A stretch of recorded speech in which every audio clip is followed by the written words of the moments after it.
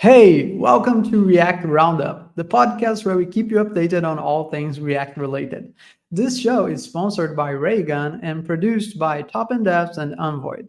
Top End Devs is where we create top end devs who get top end pay and recognition while working on interesting problems and making meaningful community contributions. And Unvoid, which provides remote design and software development services on the most client friendly business model. So clients only pay after the tasks are delivered and approved. In today's episode, we will talk about um, flight control. And basically, this is a tool that allows developers to not have to worry too much about DevOps when they deploy their applications. So it's going to be around the subject of developer operations. My name is Lucas Paganini, your host in the podcast. Joining me in today's episode is also the host, Chris Fruin.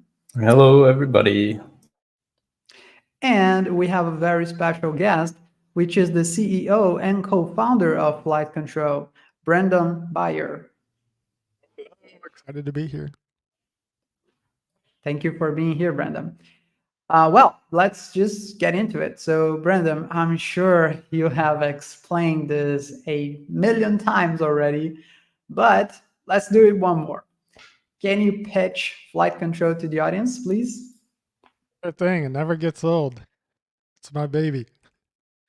So, Flightcontrol is a platform as a service for deploying applications, servers, databases, static sites to your own AWS account. Now, why your own AWS account? Because it enables us to leapfrog traditional platforms as a service on almost every metric. So, for example, you get 2 to 6x faster builds than any other platform, 50 to 75% cheaper compute, and near perfect reliability. Awesome. Okay. So let's bring it to something that might be a bit more popular in the eyes of front-end developers, and then we can make a comparison to flight control.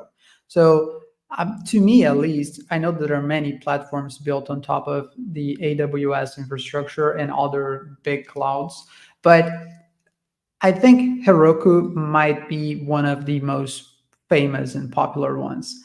And it is known to be built on top of AWS. You can actually literally do a one-on-one mapping between the Heroku zones and the AWS zones. So if you want something to be in the same data center that you have deployed on AWS, you can just literally choose it in Heroku and it's going to be there. So how does flight control compare to Heroku, or is that not the kind of comparison that we should be making? Yeah, that's definitely the right comparison. And then the other, Heroku's been around a long time, so there might be actually new people that don't even know about it, but they probably know about Vercel, especially being, in the React space. So Vercel is another, comparison there. And both of these platforms were created because infrastructure is really hard. And developers want to be able to build applications quickly, ship them to production, and scale them to users all around the world. But if you're using AWS directly, it requires lots of specialized knowledge, skills, time. It's just a pain in the butt. But these platforms like Heroku and Vercel were created to make that so much easier. And they are so much easier. It's incredible. But the problem is that at some point you end up hitting problems and limitations. You hit technical limitations where, maybe you need to customize some part of your infrastructure for security or something else, and you just can't. Or maybe you start getting charged a lot of money because Heroku and Vercel have very high markup over top of the AWS cost. So when you're just getting started, who cares? You can run anywhere. But as you start scaling your app, then it becomes, a bigger question there. And I'll just share briefly an experience I had a while back. I think that helps illustrate this.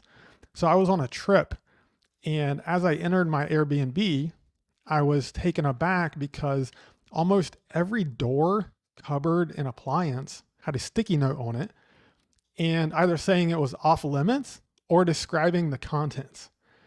And it was painfully obvious that I was living in someone else's house. Like they were dictating everything. You can or cannot do this. And that approximates the experience of using a traditional platform as a service. You are living in someone else's house and you have strictly limited access, unable to go into the utility room, for example, or make upgrades as your needs change. But with Flight Control, you fully own the house. And you invite Flight Control to come in and fully manage all the cleaning, painting, mowing the yard, even doing upgrades and renovations for you. And yes, you pay Flight Control a modest fee for this service, but even after counting your mortgage payment, and your total cost is significantly less than the Airbnb or the Vercel markup with their, ridiculous cleaning fees. Okay, I like the analogy. That does make a lot of sense. But I guess my next question would be, how do you balance having full access while also giving users a simpler facade into how to interact with it, right? So for example, when I initially went to Flight Control's website, I initially made a connection between that and infrastructure as a code tools. So for example, Pulumi or Terraform. And I'm not sure if this is the right comparison that I should be making, but that's what I did at the time because I thought, oh, okay, it's going to simplify how I interact with AWS, but it's still going to give me control. So perhaps could we also make this comparison between, okay, like we sure can compare Heroku and Vercel to Flight Control. Can we also compare Flight Control to Terraform and Pulumi? So the reason we created Flight Control was we wanted the ease of use of Vercel and Heroku, but the full control and the scalability of my own AWS account. And so before Flight Control, you had to choose between good developer experience or full control and scalability and no markup. You couldn't get both. But now with Flight Control, you get the best of both worlds because Flight Control provides that super easy platform as a service developer experience. It's just, click buttons, whatever you want to do, super fast to set up, fully automated. But also, it deploys to your own AWS account. So if you have the skills, then you can go into your AWS account, you can customize things, override, and you don't have that markup. But where does that configuration live? Like in the sense of Terraform and Pulumi, I can literally maintain the infrastructure with my versioning system. So if I'm using Git, I can just push commits and change my infrastructure. With Flight Control, where does that configuration would live? So you get to choose two ways. You can store the configuration in Flight Control, so similar to Heroku or Vercel, where you're just clicking buttons and then it's saved for you. Or you can use infrastructure as code. And this is an infrastructure as code that we have designed that is a higher level abstraction than Terraform or Pulumi. And so our infrastructure as code is designed for developers. So instead of managing IP addresses and subnets and networks in the infrastructure as code, you're defining your services. I need a server, I need a database, I need a static site. Define your build command, your start command. So it's literally the same configuration that you can do through the UI. You can also do it through code and store that in your repository. So we really give you that option. And so everything we do, we try to make it super easy to adopt, but then also cover the complex use cases, as your company scales. Because that's the problem with traditional PaaS, is you hit these scaling limits. And so that's where we're basically systematically removing those. And how do you approach when the situations where users want to do something that goes beyond the abstractions that Flight Control has created, or that's just not the case? Like, because AWS is a universe of things, right? It's gigantic. So if you were to provide developer-friendly abstraction in the form of infrastructure as a code for every single thing that exists on AWS, then you would be maintaining a gigantic compilation of commands, right? And maybe that is what you did, but I'm not sure. If that's not what you did, then what happens when a user wants to use something from AWS that the infrastructure as a code provided by Flightcontrol doesn't have a connector yet? Great question. So our goal is to take the best AWS services, which are like, I haven't done the math, but it's like a few percent of all the available AWS services are like the core things that everyone is using. So like EC2, CloudFront, Lambda, RDS. And so these are the most common. And so there's a long tail of AWS services that most people aren't going to need or going to use. So we're focusing on the most common use cases and continually adding support for those. But the beauty of deploying to your AWS account is that you can do custom stuff alongside Flightcontrol. So you can use Flightcontrol for everything that it manages. And if you need to do something custom, well, you can do that however you want. And both things can live alongside each other really well. And so we see this, at scale, larger companies, some companies their product is such that the infrastructure is like almost their product. Like it's very critical. It's a core part of their product. But they also have a lot of other applications like their web application and portals and things that are not core infrastructure. And so it's a waste of their time to manage the infrastructure for that. And so they use Flightcontrol so they will manually manage their own product infrastructure. And then everything else they use Flightcontrol for, because it allows all the other developers to ship their stuff, without taking time from the product infrastructure team. Gotcha. Interesting. Very, very interesting. Very complex as well. So I appreciate you for creating this. that definitely saves up a ton of time for us mere mortals. So Peter, Chris, any questions thus far? Like Chris, maybe, do you have anything? Sure. Yeah, just a small thing, I guess, because I'm looking at the site here, and so you mentioned you can do kind of infrastructure as code. Is there a way? Do you guys have like plugin for VS Code where like I have I guess it's JSON you guys are using, and I still get the visualization? Are there possible GUI through the website?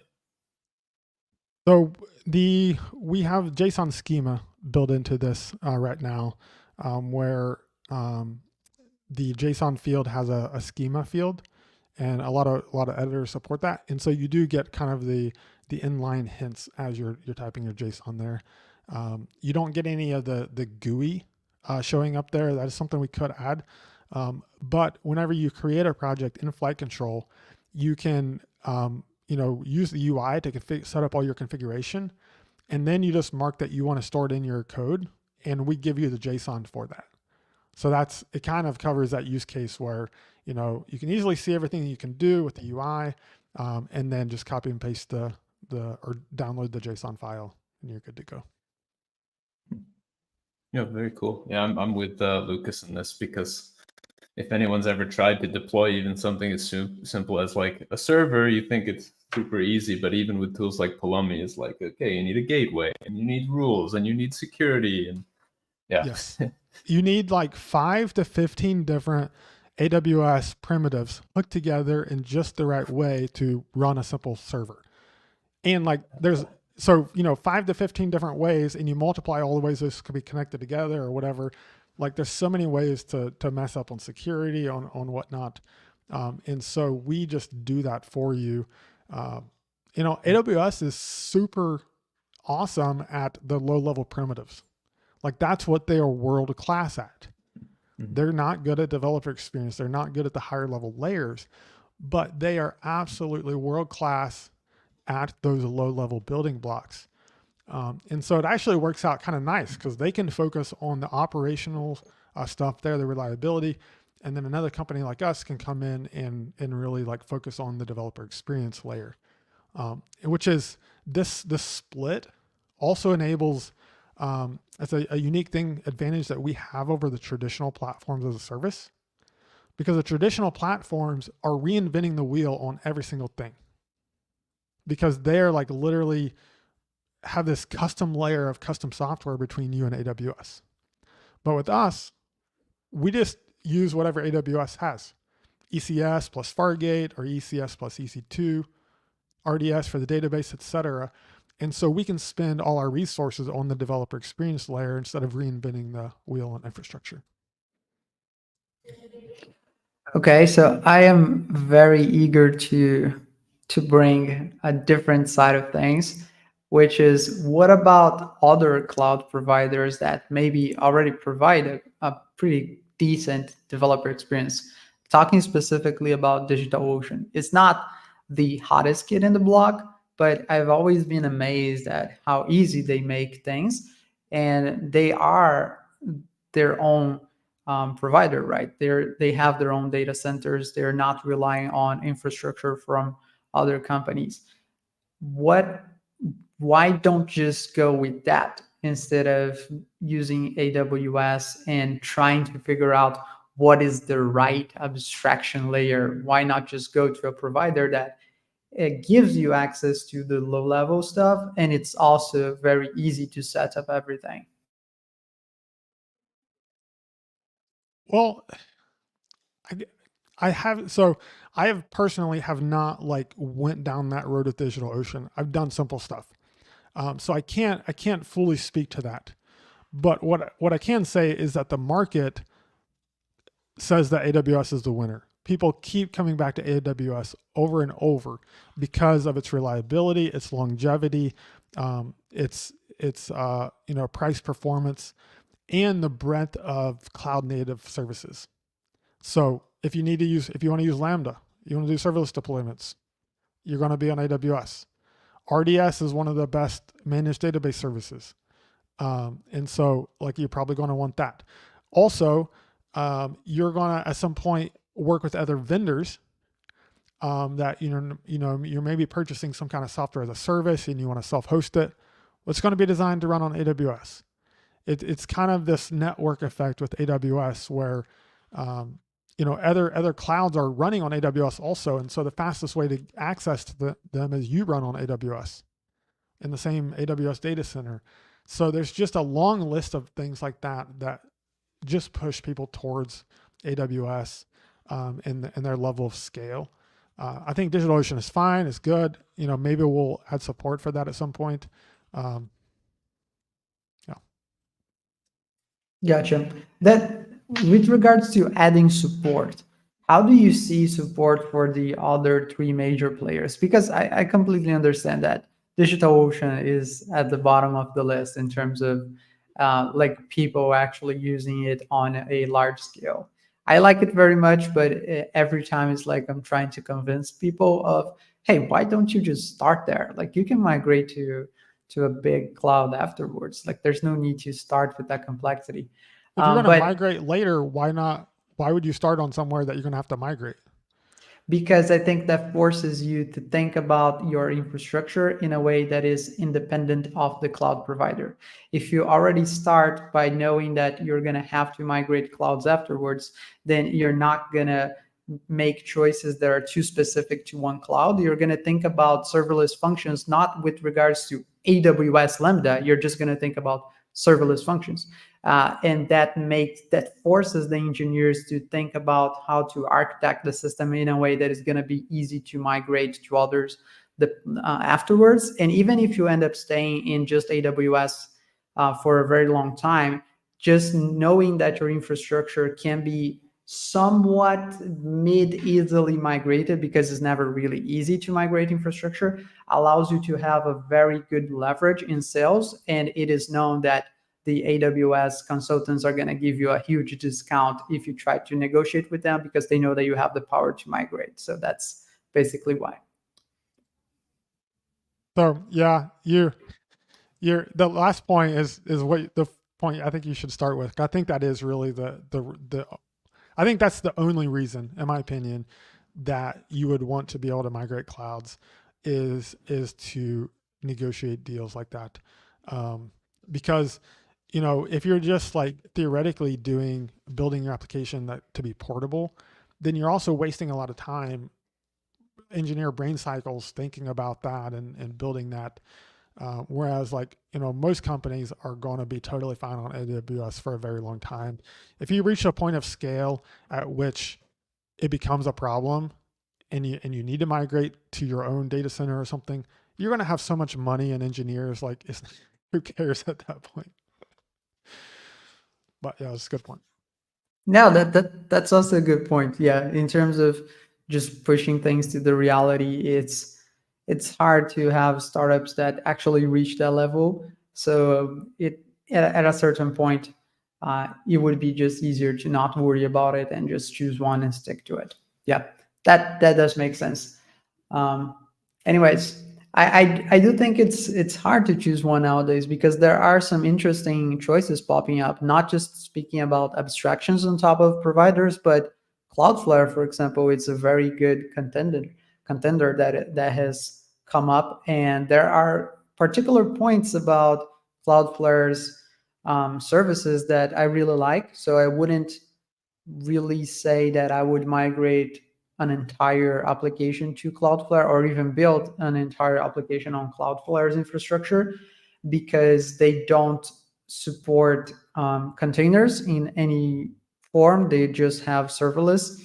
And I haven't really bought 100% serverless for all cases. I think there are the right cases for it, and there are cases where it's just not the right choice. But for many other things, I would definitely go with Cloudflare. So I like having a hybrid approach to clouds and picking the parts of their services that best fit my needs and also their pricing and etc. But in any case, I think I got a bit sidetracked. But what I was going to say is you mentioned, oh, perhaps we'll add support for DigitalOcean later on. How do you see support for just Google Cloud and Azure for flight control? I think that we will support that, probably GCP first and then Azure later, but it's probably going to be a couple years out. Maybe we never do. I don't know.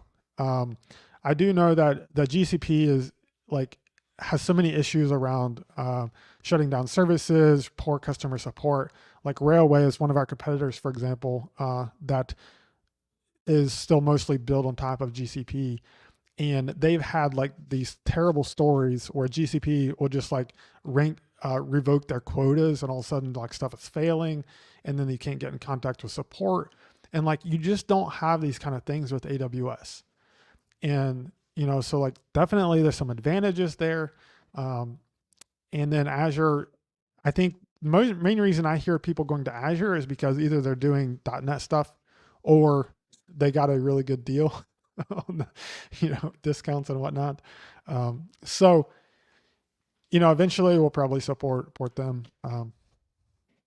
But the one thing we do is really go deep on each provider that we support. So there's other competitors that are like right now they support all the clouds, but it's a least common denominator approach where like it's probably Kubernetes and you can deploy the thing wherever, but you don't really get the best version of each cloud because you're just getting the lowest common denominator. And so we were intentional to say, hey, let's go deep on AWS. Let's take the things that AWS is really good at and make those really easy to use.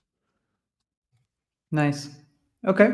And let's bring this closer to a developer actually wanting to use flight control. What would be the situation? We're talking about React developers here. So let's say that somebody's listening to this, they have started a React application and they just want to put it online. And they know that Vercel is an easy choice, Netlify is an easy choice. When they hear AWS, it doesn't sound easy. How does in practice would look like for this developer to actually use flight control to deploy their application? So it's going to be almost exactly the same as Vercel or Netlify. You sign up, you connect your GitHub account. You also connect your AWS account. So that's the unique thing. And then, you just define your build command, start command, or it might even be automatically detected. And we have like presets for different frameworks that you can just click and it'll deploy it. So you can deploy a static site, or you can deploy a server, database. So we really support the full breadth there. But like, why? If you have a side project, we have a free tier, but like you still have to pay for the AWS cost. The static sites are free, but if it's a server, then there's still going to be a little bit of cost. So you're probably fine on Vercel.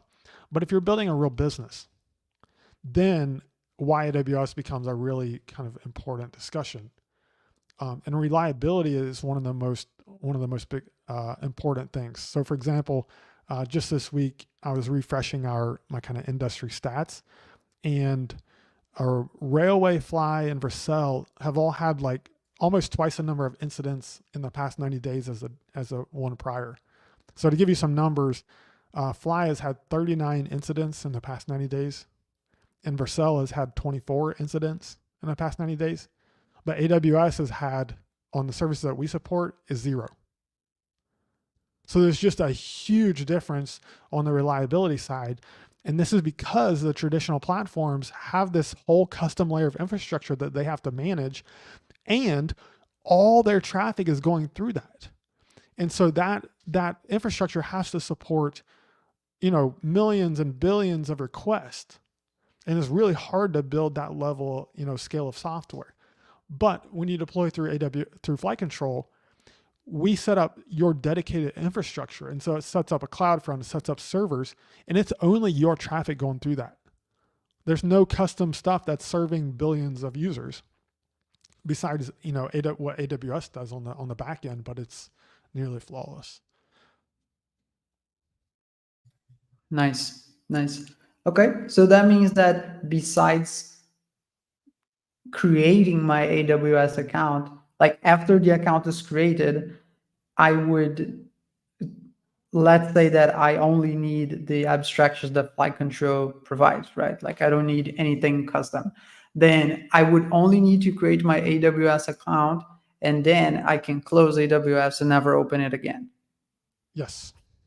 If you need to edit some AWS billing stuff, then you can, but we show you like the cost that you're paying AWS in our dashboard. We show you the logs. We support the Git push automated deployments. We support preview environments. So we support all the things that you expect, CPU and memory, charts and whatnot. Nice. Okay. That got me. Yeah, I'll I do definitely have check a it out. question though. Sorry for interrupting, because I think my question is based on like how does flight control assist in like deploying like server-side Next.js applications? Because I think that's usually like a very big issue for most people on AWS, like to really deploy like SSR applications with Next.js. So I don't know, though, like, is it something that is being experienced, or is something that maybe flight control so finds a way to address? Yeah. That's a spicy topic. So yes, many people deploy Next.js applications through Flightcontrol, including ourselves. Our own application, our dashboard is the Next.js application with the app router. Unfortunately, it's one of the worst decisions I've made in my career. I'd rather be using Remix. But in fact, I literally just published a blog post today on the Flightcontrol blog called The Secret Knowledge to Self-Hosting Next.js. And the reality is that Next.js, when deploying to a server, let me back up. Deploying to a server is the only officially supported way to deploy Next.js outside Vercel. There is a project called OpenNext that helps you deploy it serverlessly, but it's not officially supported by Next. So you have to do a bunch of hacks, or the OpenNext does. Also, deploying Next to a server out of the box is not production ready unless you do not have a CDN, you only have one instance, and you're not using image optimization. So for most people, there's a number of things that you have to do to set your Next.js application up to be production ready. And the blog that I published today, flightcontrol.dev, covers all the things that you need to do to make that production ready. And those are things that you have to do even when you're deploying through flight control, because it's Next.js specific and it's in your code. So one of those, for example, is like hooking up, adding a custom cache provider to Redis. Flight control makes it easy to add the Redis, but you still need to add that cache handler in your Next.js config. And so there's an examples how to do that and whatnot. But so we do as much as we can. And the infrastructure that we set up fully supports that. We use CloudFront for a CDN, which supports the stale wire validate header, which is important for Next.js. Cloudflare does not support that, for example. And so deploying, if you're going to deploy Next.js outside Vercel, flight control is one of the best ways to do that because of the infrastructure we create. Yeah, that's really good actually.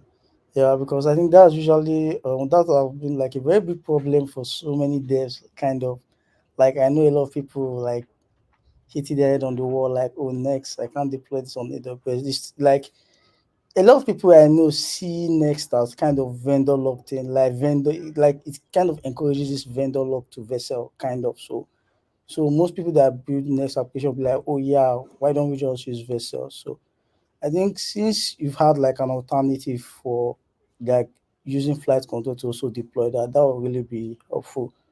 And I think maybe it would drive people from that whole dilemma of trying to deploy it on their own using whatever means they do. Yeah. Yes.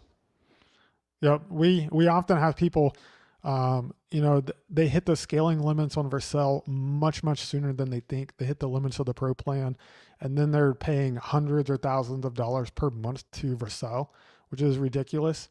And they'll switch to flight control and cut that, to a fraction. So it's maybe only 20%, maybe 50%. It kind of depends on, your unique setup there, but you can save a ton of money by using your own AWS because you get rid of all those markups. Yeah, that's good. That's awesome. Yeah. So Lucas, do you have any question? Chris? I mean, I could go on forever here. There's a lot of things, but I think that we were able to cover the most critical pieces. But Brenda, do tell me, is there anything that I haven't asked that you feel that is important enough that we should be talking about? I think I'll just talk about the thing the latest thing we've shipped and the next thing we're working on. So the latest thing we've shipped is a new build system, which is 2 to 6x faster than any other build system on any other provider. And so this is a huge difference. So, for example, the cal.com web app takes around 17 minutes to deploy on Vercel, and it only takes about 3 minutes on the new flight control build system. And so if you have slow builds anywhere, like you might like flight control because of this new build system. So we're super excited about that. And then the next big thing that we're going to be shipping is Lambda support. And so right now, Vercel is the only kind of managed platform that enables serverless Next.js deployments. And so we're going to be adding support for serverless Next.js deployments also. And then beyond that, deploying Lambdas for any language, whether it's a web request or even triggers from like SQS queues or databases or things like that. And so that's going to be exciting as well. So we really think that serverless versus servers is not a one size fits all solution. Like each one has its own strengths and weaknesses, and you need the ability to use both whenever the situation kind of requires it. And the problem is that a lot of these platforms only support one or the other. And so then you get a lot of this dogma and, propaganda about, like serverless is the best or servers is the best, whatever. And it's just dumb because really you should have the ability on one single platform to choose from all the options and really do what works best for you.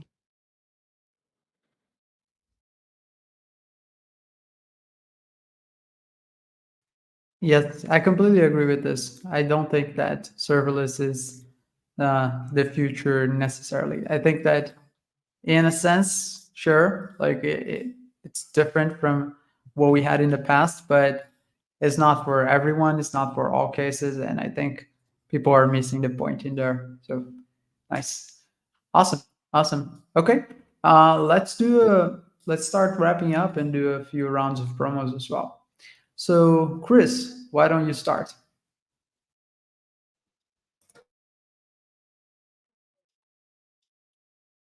You're muted.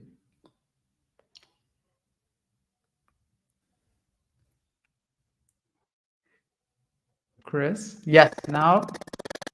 Yeah, you're All right, there we go. unmuted. It's Okay. my computer's like still. Yep. Man, yeah, my computer's very. I think it's overheated. No, I don't have much this week. I'll just point people to my blog, the chrisfru.in.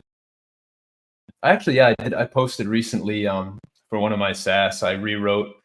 I had a giant legacy .NET API, which I like .NET, but the way I grew the code base, it became too much of a mess, and I rewrote the whole thing in Go to much shorter, and it's still don't understand the performance of Go. I think they're really doing magic behind the scenes, but it's way more performant and yeah, it will be easier to maintain now. So it's the blog post is about that. Not really the rewrite, but more of like philosophy and like I also state that you know clean at the very beginning because you just don't yet. Yeah, so I guess I'll post a link if my computer can keep up with me. Okay. Your computer is definitely going kind of crazy, man. Like there were moments where your audio is like that I can't even reference it. But I do hope that this goes live this way because it's way more funnier than just the regular audio. Yeah, and I had that with my previous MacBook. It was Intel based, and it would just go crazy during a few meetings. So yeah, I totally get you. All right, man. So Peter, how about you? Okay, yeah, so I just wanted to, not really more though, I just wanted to reference like a course I wrote on educative, more like a project though, on web components with Lead. So I just kind of experimented with Lead recently, and since I think there's been a kind of uproar for this open web advocacy and try to use the native web and web components for so much, so I decided to just test with Lead. So yeah, I posted the link on the chat. It's so yeah, I think that's just basically it. Yeah. Okay, cool. I've been hearing a lot about lit, so perhaps we should talk about this eventually. I will send both of your links in the comment section. So for those of you that are watching from YouTube or any other place that has a comment section, then you should probably be getting those links. All right, so Brendan, how about you? Like we, of course, talked about like and show, but anything specifically you would like to promote? Yeah, a couple things. One is the Flight Control engineering blog. Um, it's mostly me writing on there, but I've gotten really good feedback on the article that I've been putting out around Next.js, TypeScript, type safety, and things like this. So definitely check that out, flightcontrol.dev/blog. And then I also wanted to promote the idea of being a pilot and flying your own small plane, something I've been obsessed with since I was a kid. And so if anyone is interested in talking about that, you can find me on socials and chat it up. Oh, so do talk a bit about that. Like you said, if anyone wants to know more about that, they should hit you up. But what can they expect from talking to you about this? Like, were you able to accomplish this goal? Like, are you officially a pilot? Are you in the middle of the process? How does that look I like? started my training when I was 15 years old and got my license as soon as I turned 17, which is the minimum age. So I've been flying for a long time, and it's an absolute blast. Like just makes you feel like a bird. Just the level of freedom. I can just go to the airport, get in my plane, and go fly anywhere I want in the United States. That's so cool. Like, okay, that there are two levels of um nice things about what you said. So the first one is being a pilot and being able to fly, and the second is you saying I can just go to my plane. And I don't think that everyone could purchase a plane, but maybe that's another myth. Like, is that something that we can debunk quickly here? Like, Yeah. how much So would it cost for someone to have a popular plane? almost everyone can learn to fly a plane. It's not hard. It only takes about 40 hours of training, so it's not super expensive either. Also, you can own a plane. You can buy a plane that's cheaper than a car. So, I drove a junker car for a long time so that I could buy a plane. Junker cars are totally fine. You don't need a $40,000 car. You can get a $40,000 plane, or even cheaper than that. So $40,000, I can get a semi decent plane. Oh yeah, you can like 20 to in the 20 starting at like 20,000 is probably where the planes start. But you can also do shares. So you buy a plane with a few other people. That is also common. But if you don't have a plane, you can always rent, and it's just on an hourly basis. And so that's really affordable. There's no commitment. You can just fly as much as you want on an hourly basis. Interesting. Okay. Okay. What is the regular hourly basis to rent a plane? I'm going to say $150 an hour. It varies on location, but approximately that. And that includes gas. Okay, that's pretty fine. Yeah. That's a reasonable number. Yeah. Okay. Like the thing that scares me about just having a semi like a nice plane, but not like a super top one, is that I mean it's a plane. You don't want it to fall. It's different than a car that is like, oh, if it's not working 100%, that's fine. Like I can even push it a bit. But if I have to push a plane, then I don't think I'm gonna be able to tell the story. So that part So scares me a bit. all planes, no matter how much they cost or what they are, require annual inspections or even more often. And so they go through this rigorous inspection process to make sure that they're actually airworthy. So that's part of the deal. Secondly, if your engine quits, it just turns into a glider, and you can just glide down and land on an airport or a field or road or anything. It's no big deal. Um, and so it's also significantly safer than driving in a car. You're more likely to die in a car driving to the airport than flying your plane.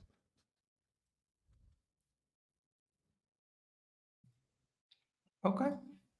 Okay.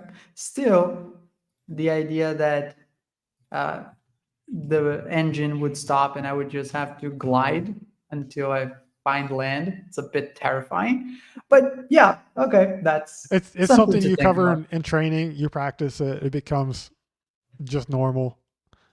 So it becomes a non-event. So you definitely train for all the things that can happen. So it's a good fun process. It involves your mind. There's a lot of like regulations and navigation and things. So that's kind of in systems fun to learn. And then there's also skills, the actual skill of flying. So it's a good kind of holistic activity in that respect. Okay, all right, that's very interesting. Like, um, you definitely got me interested about that, and that explains the name of the company. So Yes. now knowing that the company is Flight Control, that makes a lot of sense. Okay. Well, on my end, I'm just going to promote the two companies that produce the show. So, Top and Devs, if you're interested in other shows, not just React related. And Unvoid is unvoid.com. And I'm actually the founder of Envoy, so that's why I also speak about it that much. And we created a business model that is very different from what other traditional software agencies provide. We actually only charge clients after the tasks are delivered and approved. And that's just so much more client friendly, because every single company complains that when they hire outsourced developers or designers, they have to pay by the hour and they never know how much it's going to take. And if something takes longer than expected, sometimes there's the feeling that like, oh, that's actually because the professional that I hired maybe is not good enough, but then the company ends up having to pay for that. So it's just this really weird situation, and we fixed all those problems by bringing them to our side. So the problems still exist. It's just that we make it very client friendly, and all the complexities are leaned towards us. So we estimate the effort of tasks beforehand, and we present that to the client, and we only start the work once they approve. So they already know beforehand how much each individual task is going to cost, and we only get paid by our work after it's delivered and approved. So even after delivery, the client can still do quality assurance before they say that the work is actually approved. So it's a really interesting and very client-friendly business model. And it's so much that we are actually having to choose our clients, because we can't really say yes to all companies just because of human resources available. So it's a really good position to be in. But yeah, so that's it. If you're interested, unvoid.com on Void. That's it. Okay, so thank you for sticking up until the end. That was a really interesting episode, and I will see you in the next one.